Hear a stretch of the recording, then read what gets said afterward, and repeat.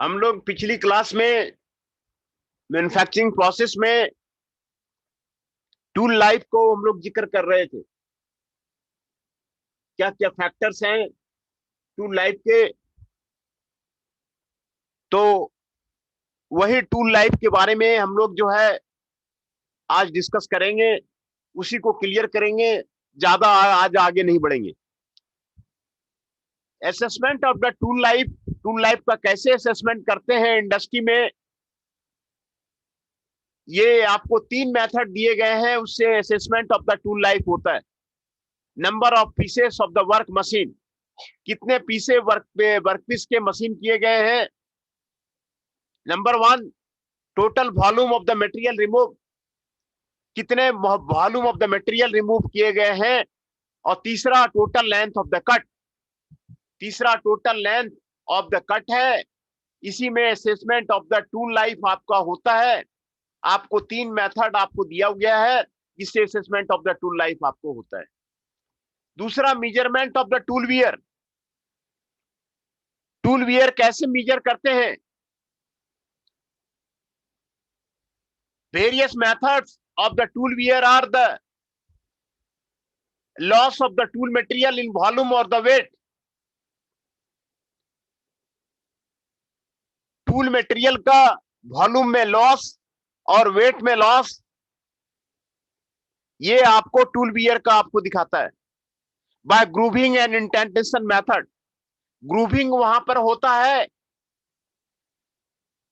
Tool surface पे, तो आपको टूल वियर होता है। और ये लेंथ ऑफ द ग्रूव और आइडेंटिफिकेशन पे आपको ये डिपेंड करता है कि ग्रूविंग कितना हुआ है, आइडेंटिफिकेशन मेथड वो आपको कितना हुआ है। तीसरा मेथड है optical microscope fitted with the micrometer.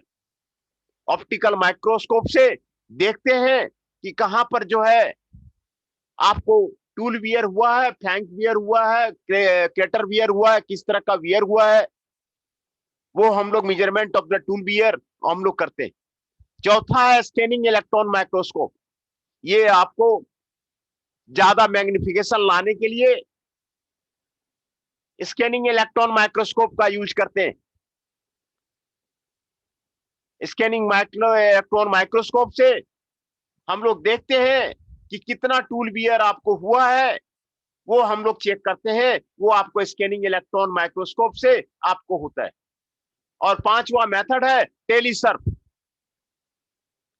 टेलीसर्फ आपको मीजर करता है कितना टूल वियर है, ये आपको मीजर करता है। ये 5 मेथड है आपको measurement of the tool wear का, है ना।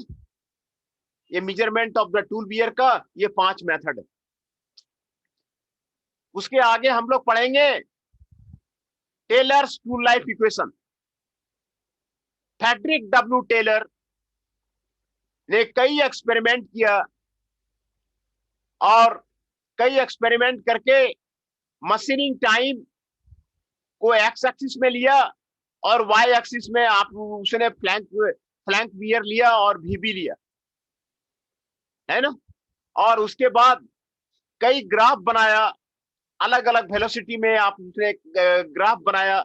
ग्राफ बना करके उसने कटिंग वेलोसिटी के साथ में क्या जो है टूल लाइफ का इक्वेशन है वो उसने सेट किया, फ्रेडरिक डब्ल्यू टेलर ने, है ना। फ्रेडरिक डब्ल्यू टेलर और डिफरेंट टूल लाइफ्स का T1, T2, T3 में क्रॉसपॉन्डिंग कटिंग वेलोसिटी में उसने एक्सपेरिमेंटल रिजल्ट लेकर के FW टेलर ने ये फार्मूला निकाला, VTN इक्वल टू सी, जहां पर n जो है स्लोप है और c जो है आपको इंटरसेप्ट है। FW टेलर का VTN इक्वल टू सी का जो फार्मूला है, ये आपको टूल लाइफ कैलकुलेट करने में आपको काम आता है कि डिफरेंट वेलोसिटी में आपको कितना टूल लाइफ होगा, ये आप उसमें आप कैलकुलेट कर सकते हैं। n इसमें टेलर्स एक्सपेरिमेंट है और value of the n and c depend mainly upon the tool workpiece material and the cutting environment. n का वैल्यू और c का वैल्यू टूल वर्क मटेरियल पे और कटिंग इन्वायरमेंट पे आपको डिपेंड करता है। The value of the C depends upon the VB, ये वीबी पे आपको डिपेंड करता है। आपको देखिए यहाँ पे टूल लाइफ का इक्वेशन का graph different tool life T1 T2 T3 में, डिफरेंट कटिंग वेलोसिटी में, VC1 VC2 VC3 VC4 में आपको ग्राफ टेलर ने बनाया है। और ये ग्राफ आपको cutting velocity and tool life relationship का आपको ये आपको ग्राफ जो है वो भी छोड़ के चला गया, वो भी छोड़ के चला गया, वो आया था वो भी छोड़ के चला गया।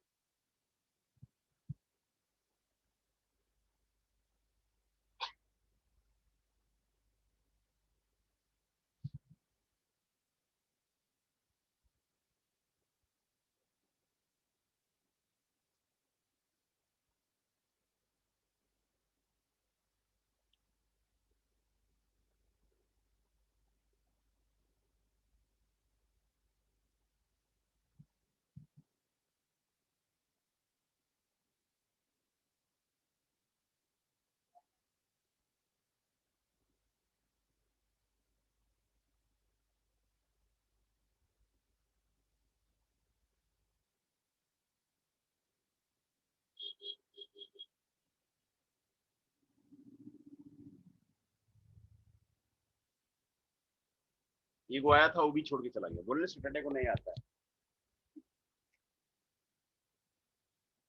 आराम करते हैं जो है, तबीयत ठीक नहीं है, आराम।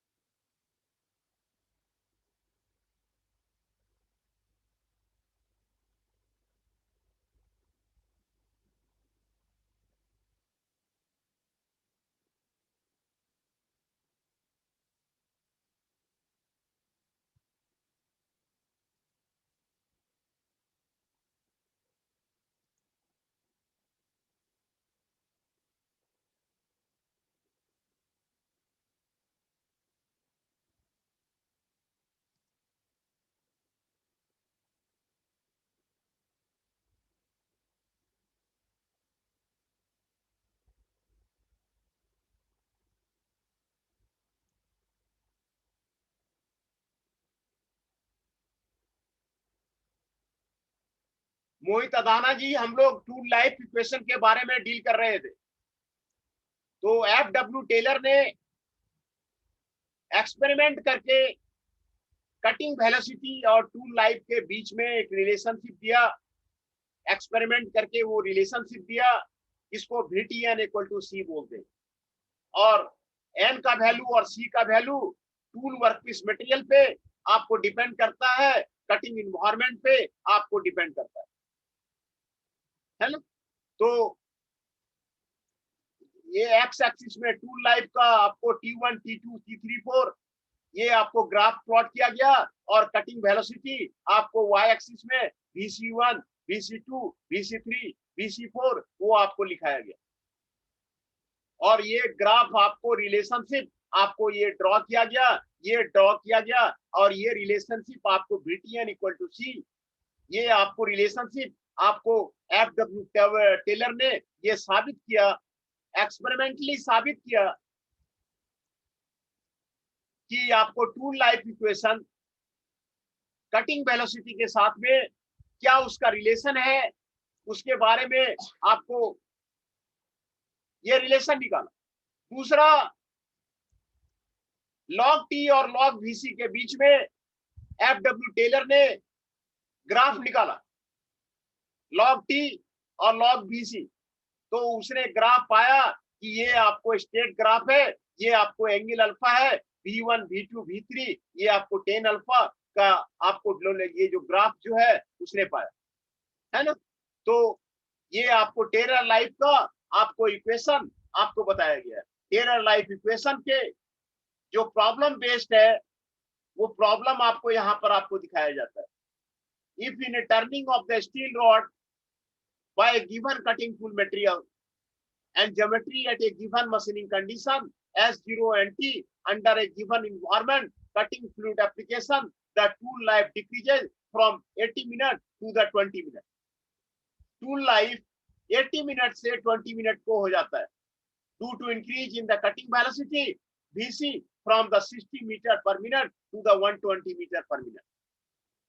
Tool life decrease कर जाता है 80 minute to the 20 minute और कटिंग वेलोसिटी आपको 60 मीटर पर मिनट से 120 मीटर पर मिनट आपको इंक्रीज कर जाता है। Then at what cutting velocity the life of that tool under the same condition and environment will be the 40 minute. 40 minute आपको किस condition में आपको होगा, ये आपको टेलर्स इक्वेशन से आपको निकालना है। टेलर लाइफ इक्वेशन आपको यहाँ पर आपको दिया हुआ है VTN equal to C। Taylor life equation आपको यहां पर आपको दिया हुआ है VTN equal to C। V1 T1 equal to the V2 T2 equal to the VT T3, ये आपको टेलर लाइफ इक्वेशन का आपको दिया हुआ है। V1 equal to 60 metre per minute, T1 equal to 80 minute, V2 equal to 120 metre per minute और T2 equal to the 20 minute. V3 कितना होगा, T3 आपको 40 मिनट आपको दिया हुआ है ना। तो ये आपको टेलर लाइफ इक्वेशन से आपको ये रिलेशन आपको मिल जाएगा। टेलर लाइफ इक्वेशन से ये रिलेशन आपको मिल जाएगा।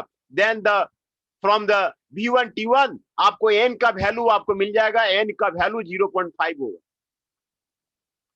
n का वैल्यू 0.5 होगा। और then V3 bye V1 T1 bye T3 ये आपको 84.84 मीटर पर मिनट ये आपको V3 का वैल्यू होगा।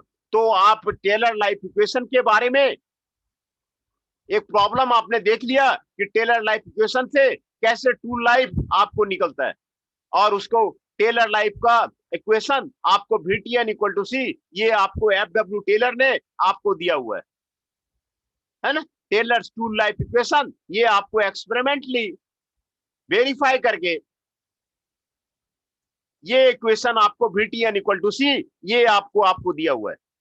टेलर ने FW टेलर ने आपको ये आपको वेरीफाई करके आपको यहाँ पर आपको दिया हुआ है। ये टेलर टूल लाइफ एक्सपोनेंट है। N और C का वैल्यू वर्कपीस मटेरियल पे आपको डिपेंड करता है। प्रॉब्लम से आपको क्लियर हो गया होगा है ना। प्रॉब्लम देखिए, प्रॉब्लम से आपको क्लियर हो जाएगा। Taylor tool life equation VTN equal to C, V1 T1 equal to V2 T2 equal to V3 T3 that is the constant.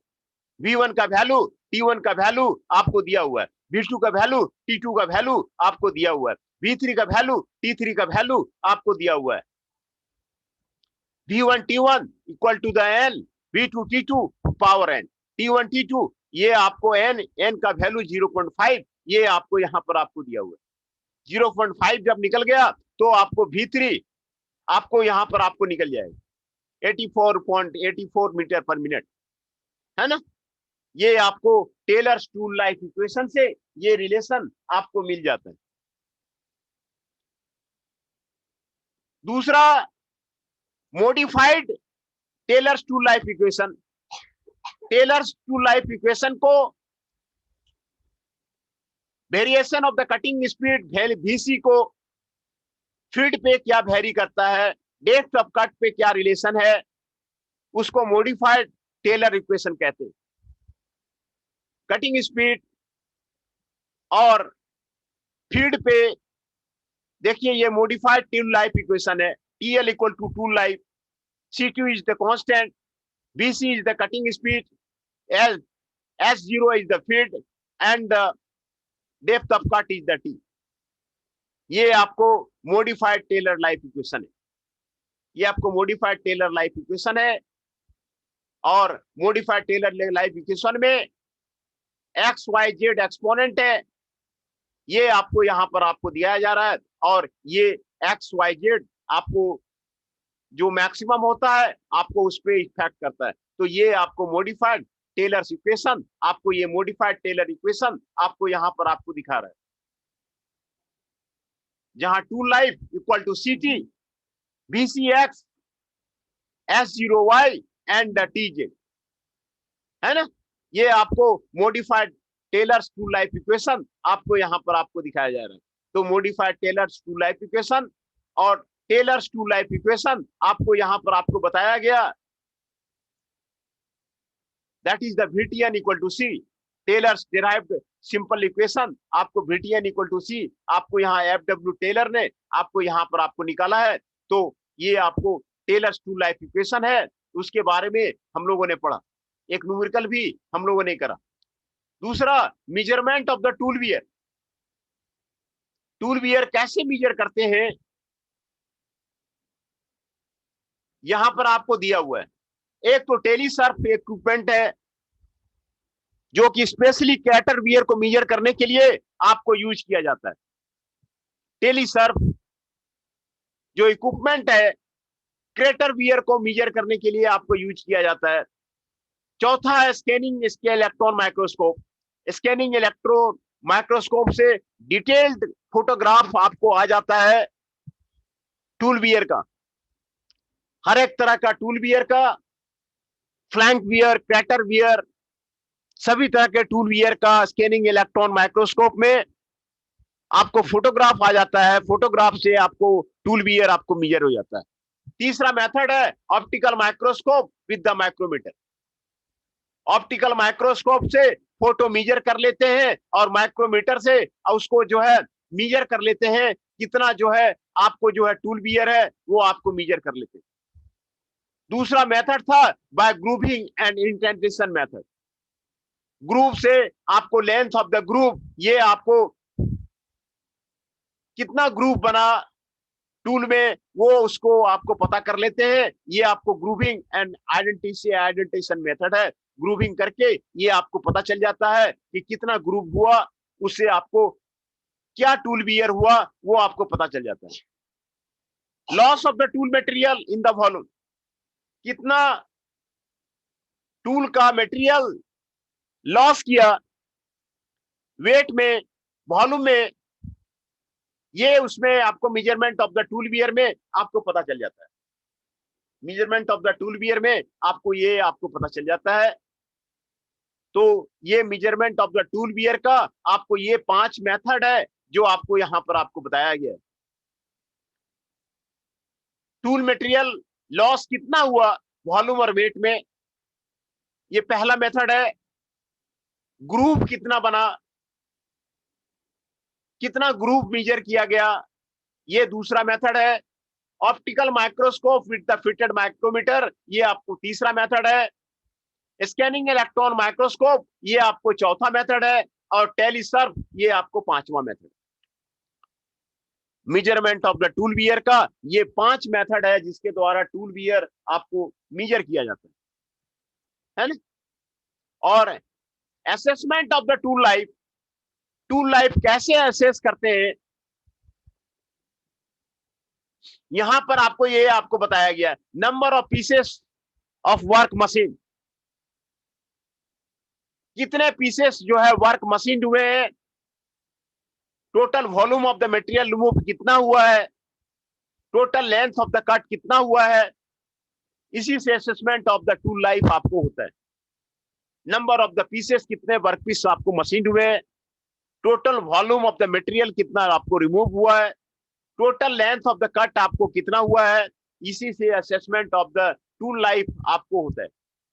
तो इसके बारे में हम लोगों ने स्टडी किया और पिछली क्लास में हम लोगों ने स्टडी किया था, उसको फिर से रिपीट कर देते हैं। टूल लाइफ का डिफिनेशन क्या है? Tool life generally indicates the amount of the satisfactory performance और service rendered by a fresh tool or a cutting point tool, it is declared failed. Fail करने के पहले कटिंग टूल जो हम लोग यूज करते हैं, मशीनों में यूज करते हैं, मशीनों में जो यूज करते हैं, कटिंग टूल यूज करते हैं, मशीन टूल को आपको फेल होने के पहले कितना देर तक आपको सेटिस्फैक्टरी परफॉर्मेंस और सर्विस आपको फ्रेश टूल आपको देता है, उसी को टूल लाइफ बोलते हैं, है ना। तो टूल लाइफ का ये डिफिनेशन आपको पिछली क्लास में हम लोगों ने किया हुआ था।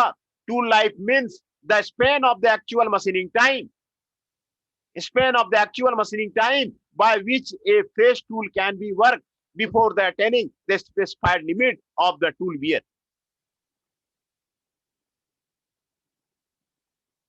Span of the actual machining time by which a fresh tool can work before the attaining the specified limit of the tool wear, ये आपको tool life आपको कहलाता है। The length of the time of the satisfactory service or amount acceptable output provided by the fresh tool clear to it is required to the replace or the recondition is known as the tool life.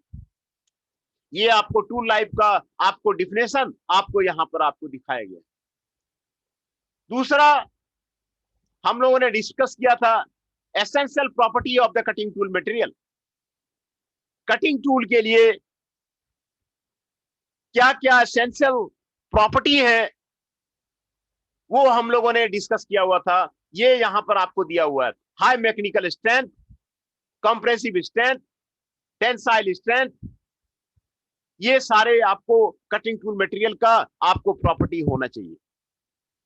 Mechanical strength ज्यादा होना चाहिए, compressive strength आपको ज्यादा होना चाहिए, tensile strength आपको ज्यादा होना चाहिए, है ना। फ्रैक्चर टफनेस आपको ज्यादा होना चाहिए, फ्रैक्चर टफनेस आपको ज्यादा होना चाहिए। हाई हार्डनेस और the for the abrasion resistance आपको ज्यादा होना चाहिए। High hot hardness to the resist plastic deformation and the reduce wear rate at the elevated temperature आपको ज्यादा होना चाहिए। हाई हॉट हार्डनेस आपको ज्यादा होना चाहिए। To resist the plastic deformation आपको ज्यादा होना चाहिए। केमिकल स्टेबिलिटी और इनर्टनेस होना चाहिए। वर्कपीस मटेरियल आपको टूल मटेरियल के साथ में, एटमॉस्फेरिक गैसेस के साथ में, कटिंग फ्लूइड के साथ में आपको रिएक्शन ना करे। केमिकल स्टेबिलिटी होनी चाहिए टूल मटेरियल में। केमिकल स्टेबिलिटी होनी चाहिए और inertness against the workpiece material, atmospheric gases and the cutting fluid. Cutting tool को वर्कपीस मटेरियल के साथ में रिएक्शन नहीं करना चाहिए, एटमॉस्फेरिक गैसेस के साथ में रिएक्शन नहीं करना चाहिए, कटिंग फ्लूइड के साथ में आपको रिएक्शन नहीं करना चाहिए। वो आपको केमिकल स्टेबिलिटी होनी चाहिए और इनर्ट होना चाहिए। दूसरा कटिंग टूल मटेरियल का आपको प्रॉपर्टी है रेसिस्टेंट टू एडेशन भी होना चाहिए और डिफ्यूजन होना चाहिए। डिफ्यूज नहीं करे, रेसिस्टेंस टू द एडेशन होना चाहिए। ये उसका कटिंग टूल मटेरियल का प्रॉपर्टी होना चाहिए। थर्मल कंडक्टिविटी होना चाहिए, low at the surface to resist incoming of the heat and high at the core of the quickly dissipate the heat entered. Thermal conductivity आपको होना चाहिए जिससे क्विक जो है सारा थर्मल जो है आपको हीट जो है आपको ट्रांसफर हो जाए। High heat resistance and stiffness होना चाहिए। मैन्युफैक्चरेबिलिटी होनी चाहिए, ability and the low cost होना चाहिए। ये आपको कटिंग टूल मटेरियल का आपका प्रॉपर्टी है। लो कॉस्ट होना आपको जरूरी है, तभी आप जो है उसको इंडस्ट्री में आपको यूज कर सकते हैं। हाई स्पीड स्टील को इंडिया में इसलिए यूज किया जाता है क्योंकि उसका लो कॉस्ट होता है दूसरे कटिंग टूल मटेरियल के अपेक्षा में। तो ये 9 प्रॉपर्टी आपको कटिंग टूल मटेरियल का, essential property of the cutting tool material का आपको यहां पर आपको बताया जाए, है ना। High mechanical strength, high compressive strength, high tensile strength, high fracture toughness, high hardness, high hot hardness, chemical stability और inertness, resistance to adhesion, resistance to diffusion, thermal conductivity, high heat resistance and 9th है manufacturability, ability and the low cost. ये आपको 9th है, ये आपको essential property of the cutting tool material है, essential property of the cutting tool material, ये आपको यहां पर आपको बताया गया। दूसरा, हम लोगों ने mechanism of the tool wear को हम लोगों ने देखा था, कितने तरह से टूल बियर होते हैं। मैकेनिकल बियर एब्रेशन से होता है, चिपिंग से होता है, डेलमेशन से होता है, एडहेशन से होता है, फ्रैक्चरिंग से होता है, फ्लैकिंग से होता है। ये आपको मैकेनिकल बियर आपको कटिंग टूल में होता है। थर्मोकेमिकल बियर होता है, micro diffusion by the mass dissolution होता है, micro diffusion by the atomic migration होता है, केमिकल बियर होता है, गैल्वेनिक बियर होता है। ये mechanism of the cutting tool wear आपको होता है ना। तो डिफ्यूजन बियर में आपको material from the tool at its rubbing surface, particularly at the rake surface, gradually diffuses into the chips. ये आपको डिफ्यूजन बियर है। डिफ्यूजन बियर आपको तब जाके प्रोमिनेंट होता है जब कटिंग टेम्परेचर आपको ज्यादा होता है, तो आपको ज्यादा आपको होता है। केमिकल बियर में आपको chemically stable against the workpiece material, ये आपको होना चाहिए। गैल्वेनिक बियर में boast on the electrochemical dissolution when both the workpiece material are conductive, तो आपको गैल्वेनिक बियर आपको होता है। ये सभी तरह का जो टूल बियर है आपको यहां पर आपको दिखाया गया है। देखिए ये क्रेटर बियर आपको दिखाया गया है, क्रेटर बन जाता है टूल में, है ना। ये आपको ग्रूविंग बियर आपको यहां पर आपको दिखाया गया है, ये आपको ग्रूविंग बियर दिखाया गया है। यहां पर ग्रूव बन जाता है, यहां पर क्रेटर बन जाता है। यहां पर टूल और वर्कपीस आपको दिखाया गया है ना। तो फ्लैंक बियर आपको यहां पर आपको दिखाया गया है, ये आपको फ्लैंक बियर बन जाता है। प्रिंसिपल फ्लैंक है, ये आपको फ्लैंक बियर को बारे में आपको दिखाया गया है ना? ये आपको एक्जुलरी फ्लैंक है, उसके बारे में आपको दिखाया गया है। ये आपको ग्रोइंग बियर आपको दिखाया गया है, ये आपको क्रेटर बियर आपको यहाँ पर आपको दिखाया गया है। तो ये आपको फिगर आपको एक मिलिंग इंसर्ट का किस तरह जो है आपको वियर होता है उसके बारे में आपको दिखाया गया है। दूसरा यहाँ पर फोटोग्राफ आपको दिखाया गया है।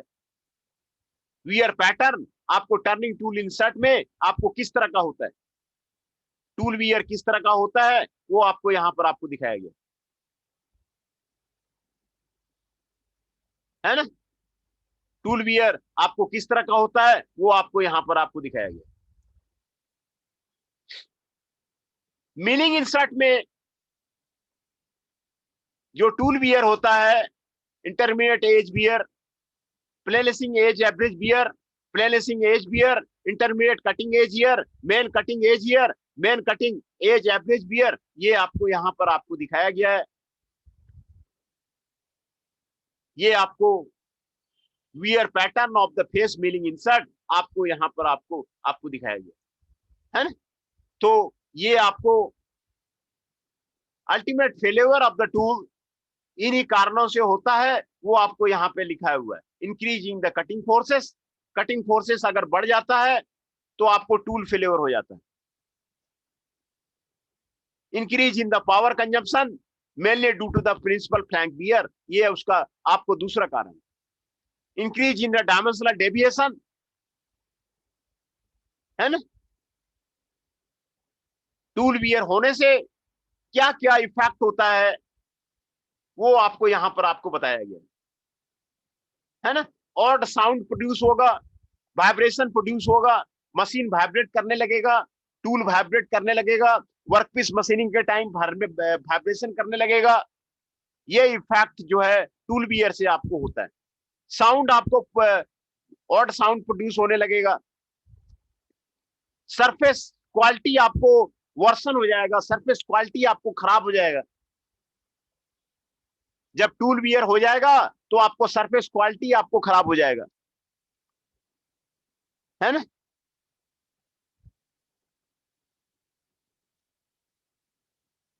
सरफेस रफनेस जो है टूल टिप में आपको एक्जोरी फ्लैंक वियर में ये आपको बढ़ जाएगा। Increase in the cutting forces आपको बढ़ जाएगा, कटिंग फोर्सेस आपको इंक्रीज हो जाएगा, पावर कंजम्पशन आपको इंक्रीज हो जाएगा, है ना।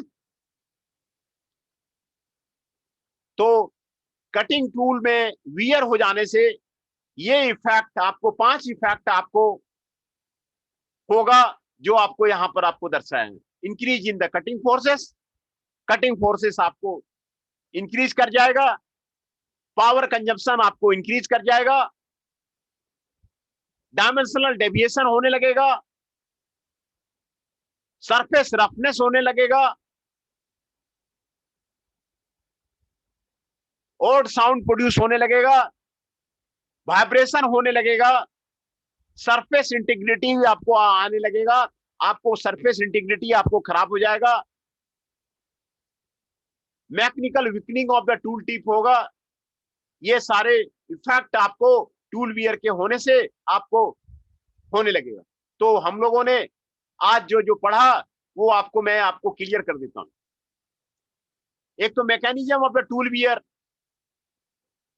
के क्या क्या मैकेनिज्म है, कैसे टूल वियर होता है, ये 4 तरह के टूल वियर है, 4 तरह के मेथड है जिससे आपको टूल वियर आपको होता है। Mechanical wear, thermochemical wear, chemical wear and the galvanic wear.